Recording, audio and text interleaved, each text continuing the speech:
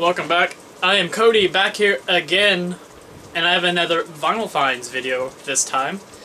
And haven't done one, and I really don't know when the last time I did one was. This had to have been probably I'd say a month ago or so, but I got some things I found within the last couple of weeks, so I thought I'd show them. I probably have about maybe 10 records or so to show, but found some decent stuff at Half Price Books. Nothing too spectacular, but I was pretty happy with what I have found. And I really hadn't found too much there since I found the Division Bell, and by no means that I find any a thing that awesome, but just find a couple of decent things. So without further ado, I'm just gonna start and go through them because I don't want this video to be a million hours long. So first thing I'm going to show is a 45, and it is Bad Brains, Pay to Come.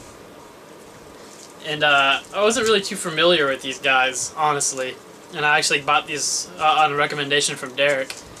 He was telling me about them, and he said they're like a heavy metal reggae band. So I thought that kind of was kind of interesting, and I came across that 45, so I bought it, and it's actually on the colored vinyl too. So kind of a sucker for colored vinyl. But the back side is at the movies, and I believe they are live recordings as well, and has a copyright date of 1990 on there, so I'm not entirely sure when that came out. I think that's just when the limited edition yellow vinyl came out. The next couple of things I'm going to show is actually going to be more Smashing Pumpkins albums. I mean, I probably sound like a broken record. It's like talking about Smashing Pumpkins, and Smashing Pumpkins, and this hopefully will be one of the last times I'll be showing a Smashing Pumpkins album, at least until September, because I know the Adore album, I believe the Adore album that they're talking about reissuing, I think they are actually releasing just like a standard, a vinyl edition of it. So I'll probably get the reissue of that one because I'd rather pay like $25 for the reissue than like $80 for an original. So the first thing I'm going to show is Melancholy in the Infinite Sadness, and of course I did a video on this not too long ago, so I'm not going to really go into detail about this. I mean, I think if you know who the Smashing Pumpkins are, you probably know about this album. Probably one of my favorite Smashing Pumpkins albums, like I have said. It's just all around a great album.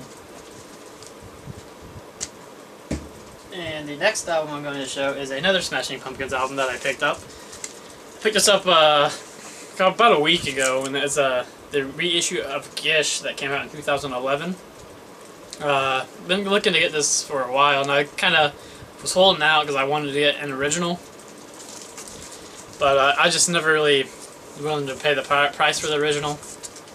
But this is a solid debut album by the Smashing Pumpkins, and I was definitely happy to have it. And if I ever do come across an original with a good price, I'll still pick it up. So I mean, you can't have too many of the same album, I guess. And then the next, most of the other stuff I found was all Half Price Books. Besides this, this next one I've got here is a Pixies Bossa Nova, and this is a reissue. I bought this the other day. It was the record shop that I usually frequently visit. He was celebrating his 1-year anniversary, so happy anniversary to them. And he had some pretty good deals, and I got this for like I want to say 25% off. It ended up being like $14. It's the Pixies album I didn't have, so figured I'd pick that up. And then I got lucky and also came across a couple Pixie albums at Half Price Books. I'm not sure if these are originals or reissues. I want to say that they're originals just because like the covers themselves kind of look like they've been around for a while, but that doesn't really mean anything. I'm not really too sure. Some of those reissues is really hard to tell if they're originals or not. But the first one is the I had Smashing Pumpkins on my mind. It's actually Pixies, and it's Come On Pilgrim, and it is I believe it's the first album they actually ever came out with, just an EP, before they actually even came out with their first actual album. And then I also found Doolittle there as well. And I love the song "Hey" on this album. It's just a great song. It's like a little fun fact is one of the first videos I actually ever saw on YouTube was these two girls like lip singing the song "Hey" from the Pixies, and I just every time I hear the song now I always associate it with that video. And it's hard to believe that was probably like almost 10 years ago when I came across that video, and here we are almost 10 years later, still talking about the Pixies and still talking about that video. Probably now has like a bajillion views. But yeah, those are some albums I found at Half Price Books. A couple more I found at Half Price Books, and these next two I'm going to show I honestly bought on a whim. I mean, I never really heard of them before. And the first one, I picked this up about 3 weeks ago, and it is Broken Homes, Straight Line Through Time. And I have listened to this, and it doesn't sound too bad. Not really too much to say about it. I mean, I believe on the guitarist, I'm not 100% sure if this is true or not, but Craig Ross, the guitarist that is in this band, I believe he plays with Lenny Kravitz now. I could be totally wrong, but I believe that is accurate. But that's I mean, I think I paid $3 for this, and can't really go wrong with that. And it does have the little print right there that was a promo, and I assume it was probably a promo for Q95, which is a radio station down here. So I don't know if that's like an actual copy they might have played or not.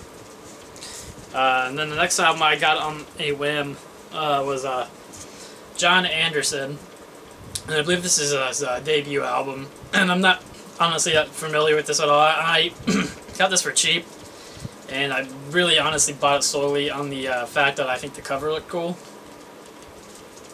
It's got like, I think it's like a dragon or like a plane or something. I mean, the artwork on here is just amazing. And I haven't been able to listen to all of this yet. But what I have heard, it does sound really good, and I'm definitely interested in checking out the rest of it when I get some time.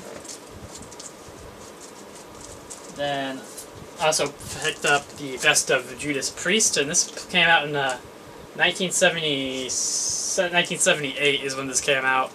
So, and it's a Canadian pressing on the Attic label. That's what the label looks like there. It just says Attic. And it says made in Canada on it.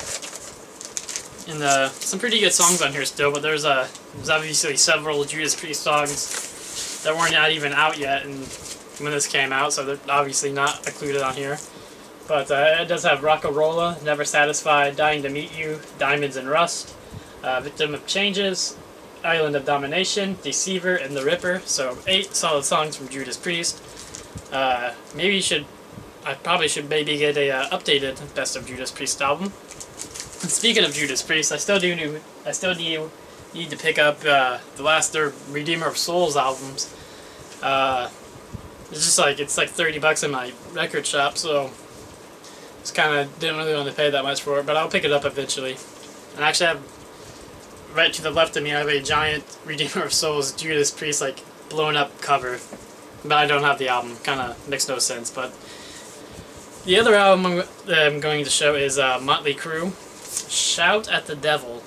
I mean, I've been needing to get Motley Crue album for a while. I mean, I have several on cassette. I've had this particular album on CD for years, and I don't know why I've never really picked up any Motley Crue on vinyl. Never really got any records, and I mean, I've seen this album before. That's either been like the condition's been terrible, or the price has just been not something I've been wanting to pay. But I got this for like $7 at Half Price Books, and it's in fantastic condition. And it even actually has the little like order insert in here.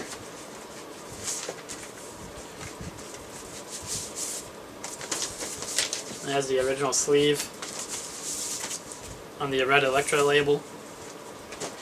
But you even still have that still in it. It's kind of crazy that the t-shirt back then was $11 plus $1.50 for postage and handling. It's like me and Derek actually saw Motley Crue and Alice Cooper about a month ago, and the shirts were like $45. So times have changed. But it's like I get into a whole nother discussion about like concert t-shirts. I mean, it's like you go to some of the shows and they're just ridiculous priced. But sometimes you go, and sometimes they're not too bad. But last album I had to show is an album I was actually really happy to find, and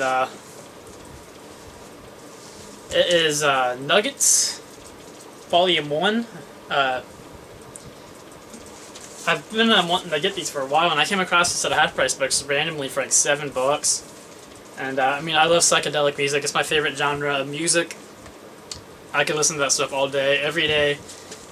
And definitely happy to find this one. There's a lot of great songs on it, but I'm going to wrap this up. So thanks again, guys, for watching. I give all those 2 thumbs up.